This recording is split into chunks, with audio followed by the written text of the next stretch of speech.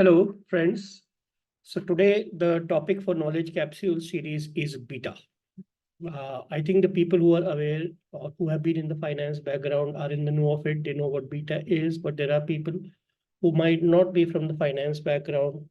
For them, a little bit of explanation around the objective and definition of beta is necessary.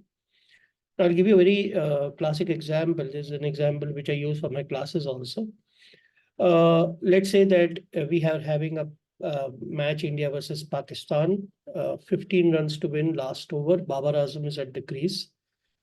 And, you know, he lifts a skier and let's say Yuzvendra Chahal drops the catch.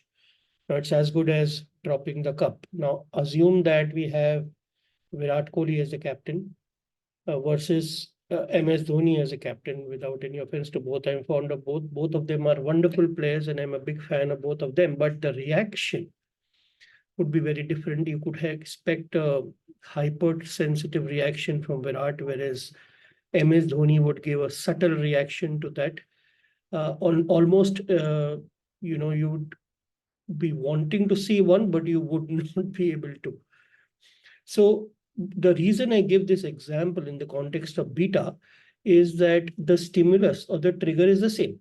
What is different is how they have reacted to the situation, where the same is with the stocks. Now, if there are changes in the marketplace, how would stocks behave in the context of these changes? How would they react? Now, that's sensitivity, right? So beta is a measure of sensitivity, is actually a measure of systematic risk. It measures how stocks behave in response to changes in the market. Now, that is the definition of beta in a very layman language. I'm not talking about textbook language. I'm talking in layman language so that you are able to get what is the definition of beta. Now, what are the methods of estimating beta? Beta could be estimated statistically. It could be estimated using an Excel function. It could be estimated using regression. Now I'll take you through all these methods in my video. So just pay attention on my screen now. So let's say, now what I have done is I have taken Asian Paints data from the web. I have taken it from Yahoo Finance and I have data from 1st of February 19 to 1st of January 24. So you will see I have exactly 60 observations because in 5 years, there would be 60 months. I have also taken 60 observations for Nifty during that time frame. Remember, Nifty would be the independent variable, that's the market, and Asian Paints would be the dependent variable. So you'll get to see how the market, Asian Paints would react to the changes in the market, which is Nifty. Now, to bring about scalability and comparison, it's always advisable to convert your prices to returns. So I'll first find out the returns, which is nothing but current minus previous by previous. And I will drag this down. Now, these are my returns for Asian Paints. And the same I will do for Nifty also. So Nifty again, current minus previous by previous.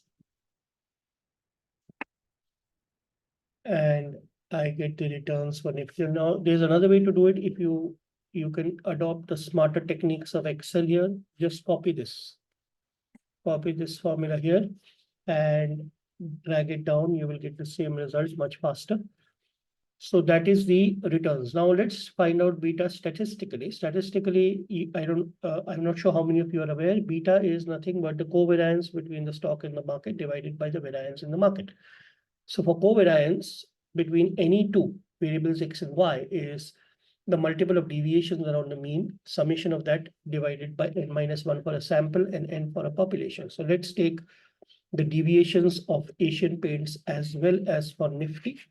So for that, we will need the mean because obviously the deviations have to be in the context of mean. So for the mean, we can just take the average returns for Asian Paints as well as Nifty. So you will see that the mean monthly return comes to be 1.79% for Asian Paints and 1.36% monthly return for Nifty. Now we are ready to calculate the deviations, which is each return minus the mean return.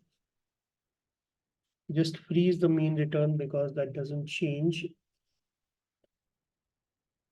In fact, we should just freeze the row, not freeze the column, so that I can copy the formula to Nifty also. So this is your deviations from the mean. Just check the last one. Perfect. That is correct. The same thing we will do for Nifty.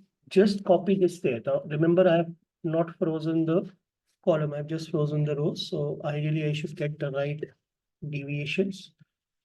Let's look at the last one. Perfect. So that means that the formulas have worked well. Now we will take a multiple of the deviations from the mean for getting the covariance. So multiple of the deviations around the mean. That means deviations xi minus x bar, which is Nifty, into yi minus y bar, which is Asian Paints. I'll convert these deviations into, let's say, 5 decimals. I normally like to do it in 5 decimals. And pull this down, summation of this. So I'll get the covariance between Asian Paints and Nifty, which will be the summation sigma xi minus x bar into yi minus y bar by n minus 1. So for n minus 1, I will take the count function. Count minus 1.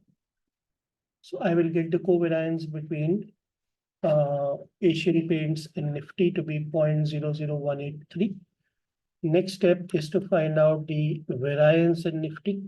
So for variance in Nifty, we can just square the deviations in Nifty here.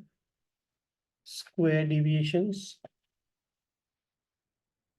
Just take this to the power of 2 and drag this down. And I will get the variance in Nifty. Again, we can actually take the same formula.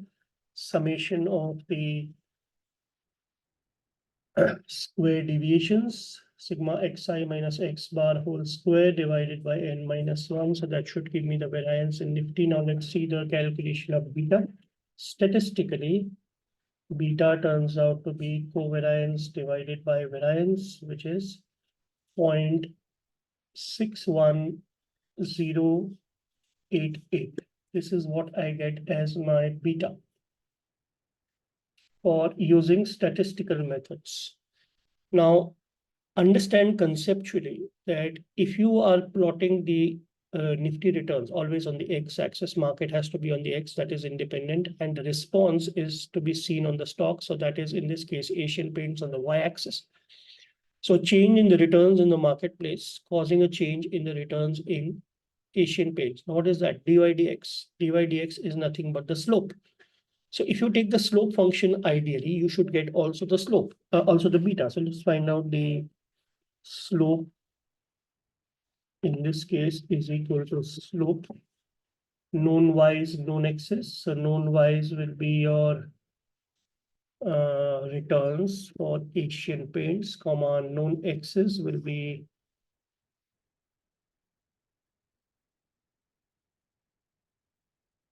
returns for Nifty.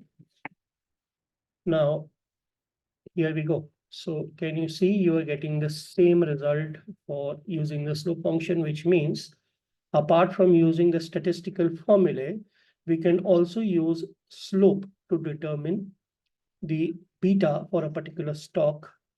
Okay. Now, the third way is to do a regression. Let's do a regression between Nifty and